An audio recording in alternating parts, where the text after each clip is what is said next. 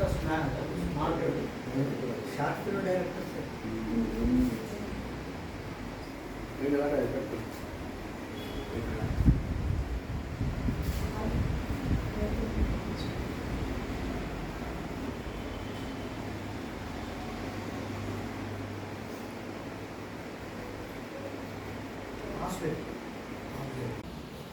CPM party ఆధ్వర్యంలో September 10 నుంచి 17వ తారీఖు వరకు తెలంగాణ సాయుధ రైతాంగ పోరాట వార్షికోత్సవాన్ని నిర్వహిస్తూ ఉన్నాం.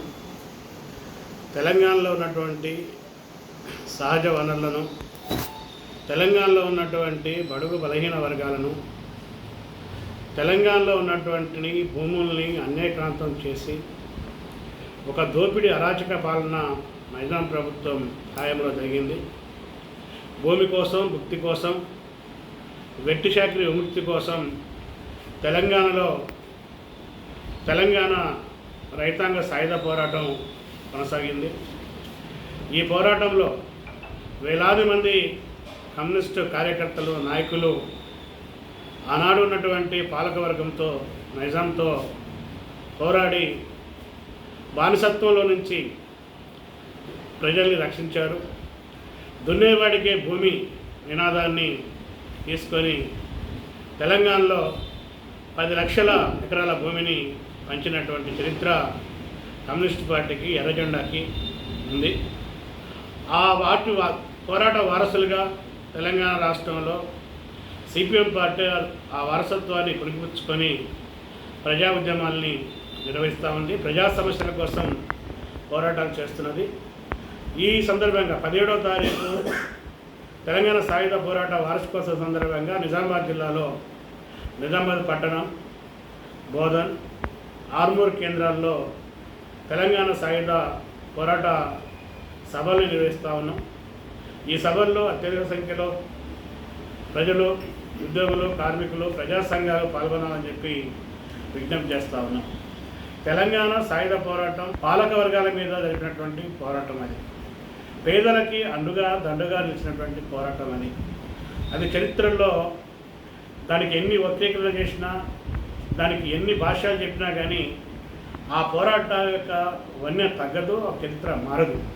కానీ ఈరోజు తెలంగాణ సాయుధ పోరాటానికి కూడా మతం రంగు పులవాలని చెప్పి ఈరోజు బీజేపీ, ఆర్ఎస్ఎస్ మోకలు ప్రయత్నం చేస్తున్నాయి. ముస్లిం రాజు మీద హిందువు గెలిచినటువంటి ఘటనగా ఈరోజు హిందూ ముస్లిం మతాన్ని రంగంలోకి లాగి మత అల్లర్లు సృష్టించేటువంటి ప్రయత్నం చేస్తున్నారు.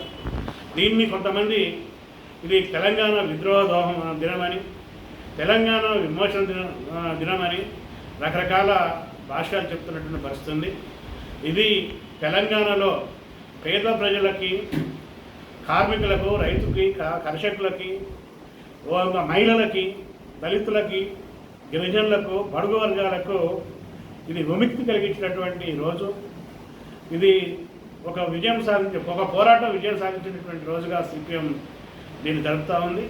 కాబట్టి రాబోయే రోజుల్లో ఇప్పుడు ఉన్నటువంటి దశలో కేంద్రంలో ఉన్నటువంటి బీజేపీ ప్రభుత్వం, నరేంద్ర మోడీ, అదేవిధంగా ఇప్పుడు కొత్తగా రాష్ట్రాలకు వచ్చినటువంటి కాంగ్రెస్ కూడా ప్రజలకు వ్యతిరేకమైనటువంటి, రైతులకు వ్యతిరేకమైనటువంటి, కార్మికులకు వ్యతిరేకమైనటువంటి నిర్ణయాలను, విధానాలు తీసుకొచ్చి ఆనాడు ఎవరైతే ఆధిపత్యం చెలాయించారో, పెత్తనం చెలాయించారో అలాంటి పాలకులకు, పాలకవర్గాల అన్యాయులకు, అదే పెట్టుబడిదారులకు, కార్పొరేట్ శక్తులకు అనుకూలంగా పాలన జరుగుతూ ఉంది. ఈ విధానాలకు వ్యతిరేకంగా తెలంగాణ సాయుధ పోరాట స్ఫూర్తిని తీసుకొని తెలంగాణలో పోరాటాలని ఉధృతం చేయాలని, ప్రజా సమస్యల మీద పోరాటాలని ముందుకు తీసుకుపోవాలని చెప్పి కోరుతా ఉన్నాం.